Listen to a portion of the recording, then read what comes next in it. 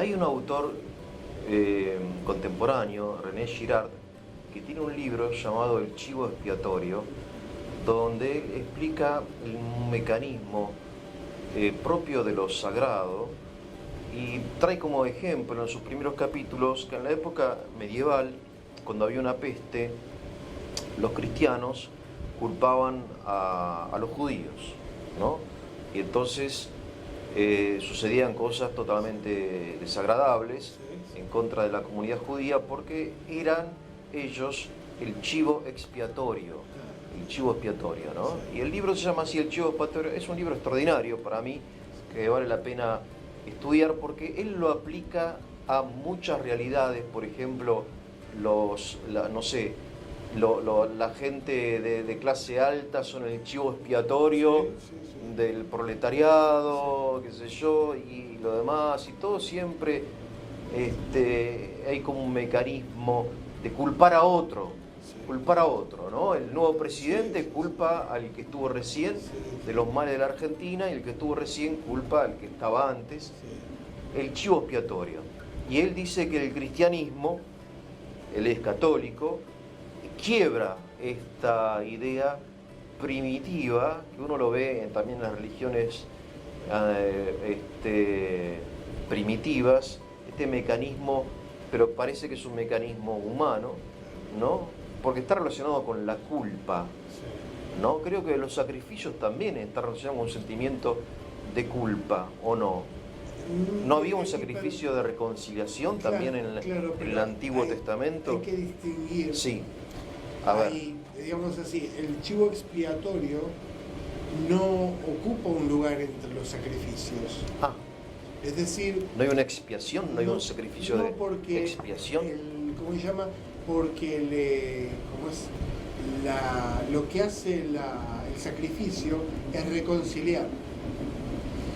Digamos así, el chivo expiatorio dice, pondrán su mano sobre un carnero, exactamente, sí. Pondrán su mano todos y, digamos así, el animal absorbe... Que le transferís los pecados. La culpa, los pecados, sí. Claro, aquello, pero digamos así, en realidad lo que se hace es transferirle también la pena.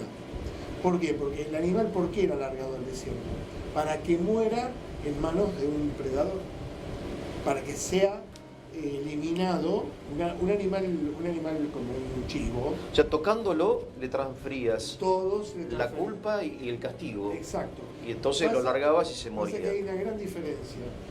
De acuerdo a la legislación en el cual sucede esto del chivo expiatorio, como nosotros lo oímos hablar, aquel que era reo de un pecado debía sufrir una pena por eso. Sí.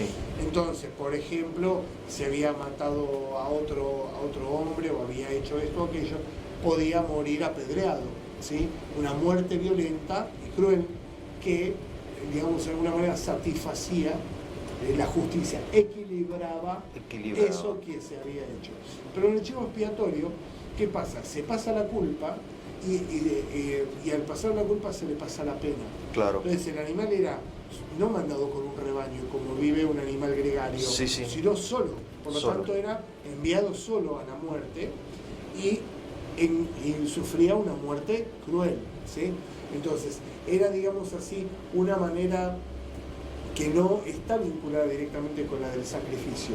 El sacrificio, empezó, por ejemplo, el gran sacrificio que se realizaba en Jerusalén una vez al año. Una vez al año se realizaba un gran sacrificio. Es el gran sacrificio que es el de Pascua. El Cordero. Exacto. Mirá. ¿Cómo se llama? El sumo sacerdote que recibe de los demás la facultad para orar en nombre del pueblo. Sí. El sumo sacerdote también pone las manos y le pasa los pecados del pueblo al cordero que va a ser sacrificado. Y el cordero da su vida, ¿sí? Pero no es una manera, digamos así, de maldición, sino que la muerte del cordero estaba reglamentado, que debía ser hecha con un cuchillo cuyo filo no lo sintiera la mano. Hasta el día de hoy, la famosa carne kosher es hecha no solo con una oración sobre el animal, con una ofrenda por su vida, sino con un cuchillo, que es el yohet, el matarife, que tiene que estar afilado de una manera en que pueda cortar un cabello. Digamos así, el cordero no padecía una muerte cruel, sino que era acompañado como ofrenda de parte de aquellos que habían pecado. Con gratitud, digamos. Claro, y ese sacrificio, ese derramamiento de la sangre de la vida, sí. ¿cómo se llama? Esa sangre se volcaba y ese derramamiento de sangre era el que hacía agradable a Dios, al pueblo, ¿verdad? Ahora bien, el sacrificio consiste no solamente en separar para Dios, sino en separar la carne de la sangre. La carne de la sangre. Por eso, sí, en la liturgia cristiana, en la Divina Liturgia, Santa Misa, tenemos que después de que es consagrado, se vuelve a reunir una partícula del cuerpo con la sangre que está en el cáliz. Bien. Es la reunión, y eso que es la resurrección.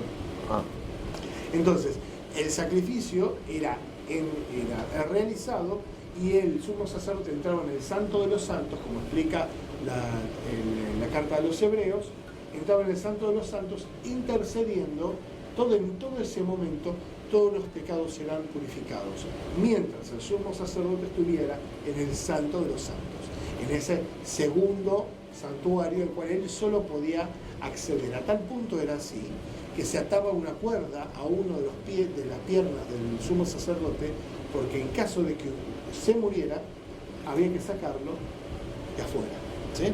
Hasta ese punto. Mientras el sumo sacerdote estaba en presencia de la Shekinah, de la gloria de Dios, entonces se estaba realizando la redención.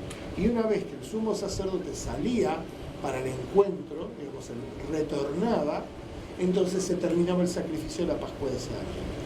Esa es la razón por la cual nosotros, dice, Cristo entró en el santuario, en el Santo de los Santos del cielo, y su sacrificio en la cruz es válido para el perdón de los pecados hasta que Él vuelva a la tierra, hasta que salga del Santo de los Santos del cielo.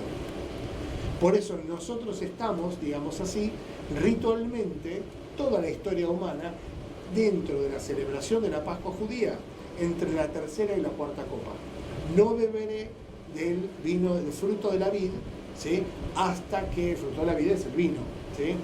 No beberé del fruto de la vid hasta que me siente con los míos en el reino. ¿Qué pasaba entre la tercera y la cuarta copa? ¿O qué pasa? Sí, es la extensión de eso que él iba a realizar.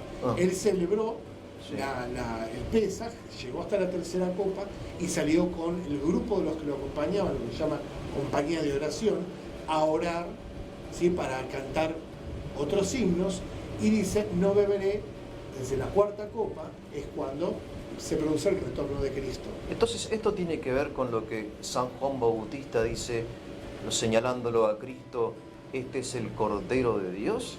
Exactamente. Por eso el título de Cordero de Dios es porque Él es el que quita los pecados del mundo, pero es aquel sobre el cual habrían inclusive los ¿cómo se llama?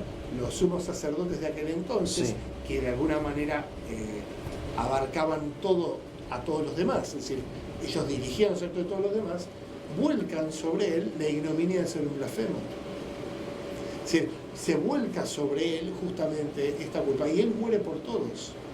Él dice, murió por judíos y por romanos, es decir, dio su vida por todos. Entonces, esto es algo muy importante para comprender nuestra fe y para saber para qué están algunas cosas y para qué no están, ¿sí? Por ejemplo, sacar de contexto eso y aplicar una culpabilidad a los judíos que no tienen, o mejor dicho, que comparten con los que no lo somos, porque todos los seres humanos pecamos delante de Dios.